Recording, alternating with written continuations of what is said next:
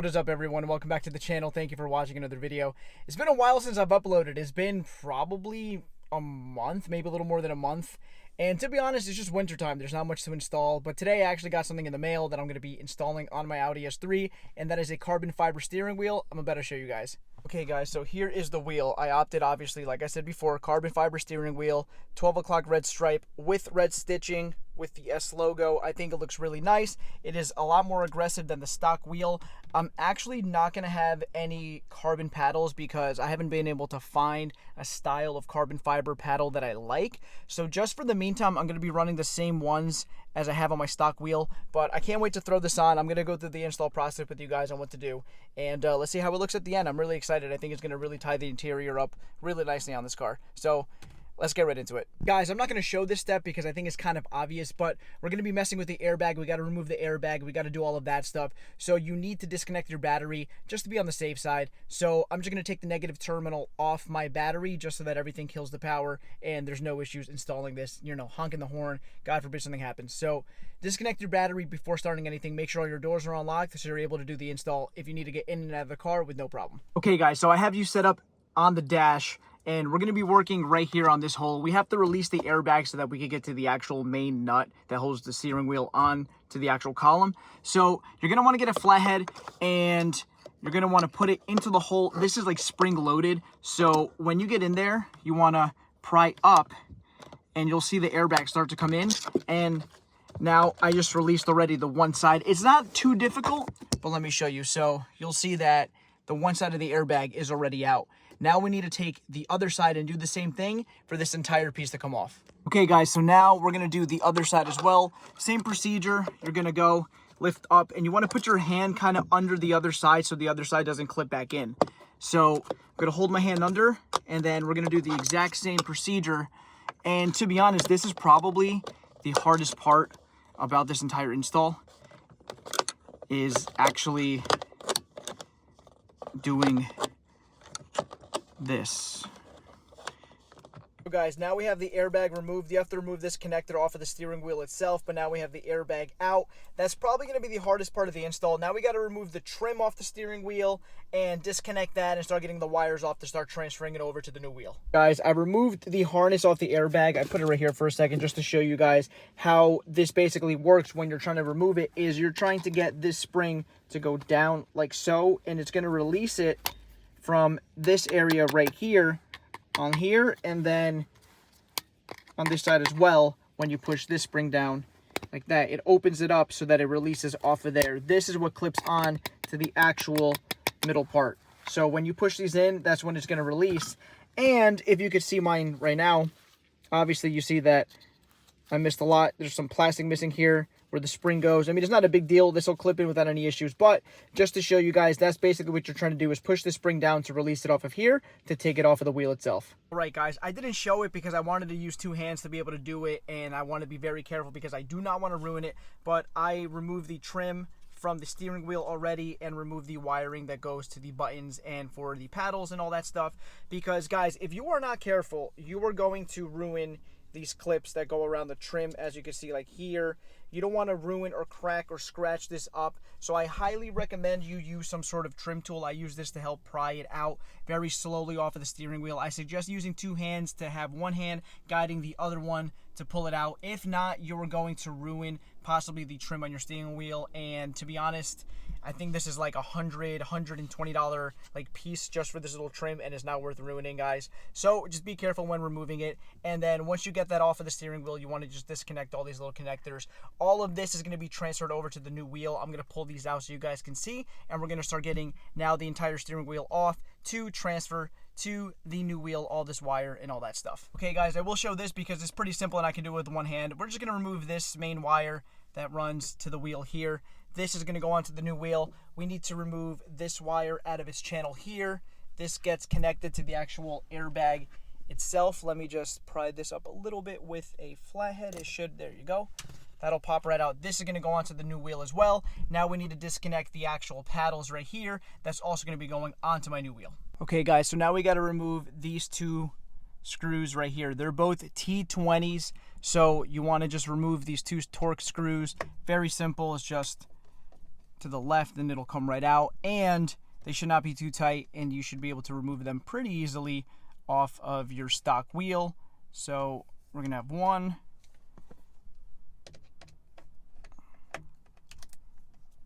and we're removing the second one. That's that. And now these should easily just push out, or you could pull them from the back like this. Be careful with the wire because that's going to sneak through as well. And we got one paddle out, and then we will remove the second paddle.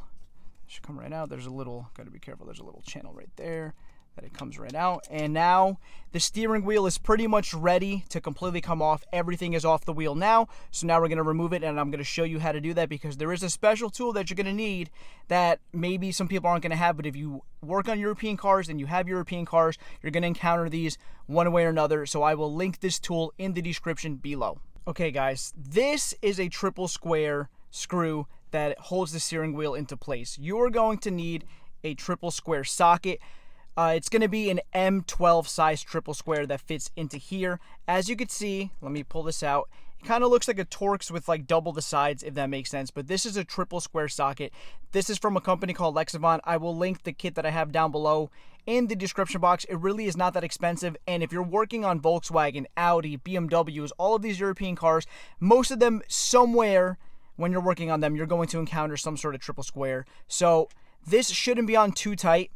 I'm going to put the triple square in there, and then I'm going to use a breaker bar with the steering wheel holding that. I'm going to put this in place. Let me see if I can do this with one hand, guys. It really shouldn't be on too tight, and if the wheel locks, you should be good, but I should be able to. Okay, actually, yeah, wasn't that bad.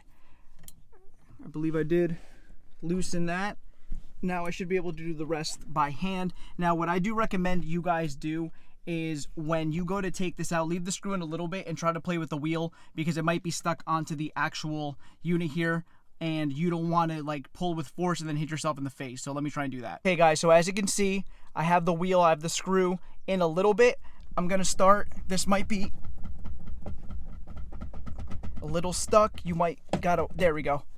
It might take a little bit of wiggling, but now as you can see, it's moved forward to touch the actual triple square bolt. So now I can take my triple square, unscrew the rest of the way. This will come out now, and now we have the stock steering wheel here. Now we can start putting everything onto my carbon fiber one and get this lined up and ready to go. Hey guys, so I have the new carbon fiber steering wheel in place. I haven't put the bolt in yet, but there's one thing that I did want to show you guys, and I hope the camera can pick this up.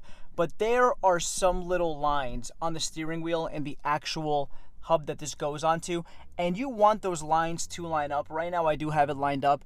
That is basically to keep everything the way it was, so that your wheel is straight, so you're steering straight. If you put this off center a little bit, your steering wheel is going to be off, so when you're going straight, you might be off to the side. You want to make sure that you line up these two lines here, top, right there. I don't know if the camera's picking that up, I hope it does. But if you are installing this, you will see the lines. You can see the bottom one a little bit better. There's also one up top right here.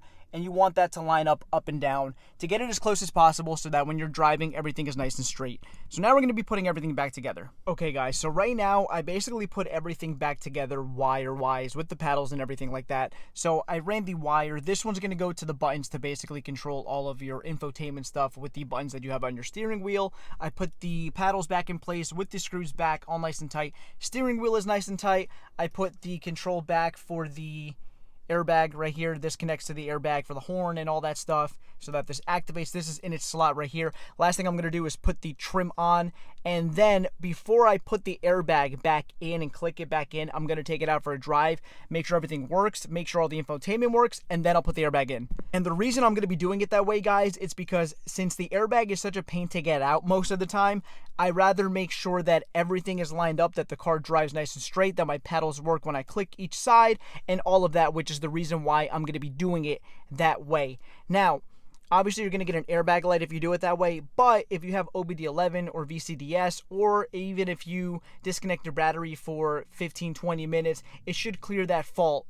If you have one of those avenues to choose from to be able to do that. That's just my recommendation. If you want to send it, go ahead. But that's the way I'm going to do it to make sure everything is nice and lined up and everything works properly. Okay, guys, so I got the trim all back into place. Now, like I said, you want to make sure that all the clips are sitting flush around the trim for the steering wheel. You don't want to break any of them because then this is going to be kind of loose and you don't want that. Everything is pushed nice and tight. Again, you want to work your way around. You don't want to break anything. Everything is sitting nice and flush with the wheel. Is looking really good. Now what I'm going to be doing, like I said before, is before I put everything back together and I completely put the airbag back in, I'm going to drive the car, make sure that everything works. I'll connect the harness so that obviously the buttons and the paddles and everything work, but I'm going to make sure everything is how it's supposed to be, and then I'm going to come back once I know it is good, put it back together by pushing the airbag back in, and the install will be complete. Okay guys, so the install is complete. I just went out for a small little test drive to make sure everything works. All the buttons, all the paddles, everything is perfect. Downshifts, upshifts, the way it's supposed to. I put the airbag back in place. This is very simple, guys. You literally, when you go to put it on, just put it on straight. You push, and the springs and the clips will literally just push in like it's supposed to. So that is really simple to get back on. It looks really good in my opinion. The only thing that I'm going to want to change in the future most likely is the paddles. I don't think it looks terrible right now, but I didn't find a carbon design paddle that I really liked, that I was like, wow, I need to get this, which is why I didn't go for it. But honestly, guys, overall, I think this looks great. It fits really well with the interior of the car with all the nice little red accents, nice little red stripe up top here. I really like the way this looks, guys. So I'm super happy about the way this came out. It really changes the interior, and what I like about it is that this is a lot bigger in bolsters and grip, which is amazing as well. I love it, guys. Honestly, let me know what you think in the comments down below. Anyways, guys, that's going to conclude the video. Thank you so much for watching. I love the way this looks, and I'm super excited to get this car rolling again because it's been a while since I've done mods. I haven't even uploaded in like more than a month now, so it's been a very slow winter with car parts. I have a brand new downpipe for my new exhaust setup literally sitting in my house for the past like 2 months that I haven't even installed yet, that I need to get done. And this has been sitting in my house honestly for like a week and a half, 2 weeks now too, and I just had the time to go and install it. And again, I love the way it looks. I actually got this off of eBay, believe it or not. I'm going to leave that link down below in the description.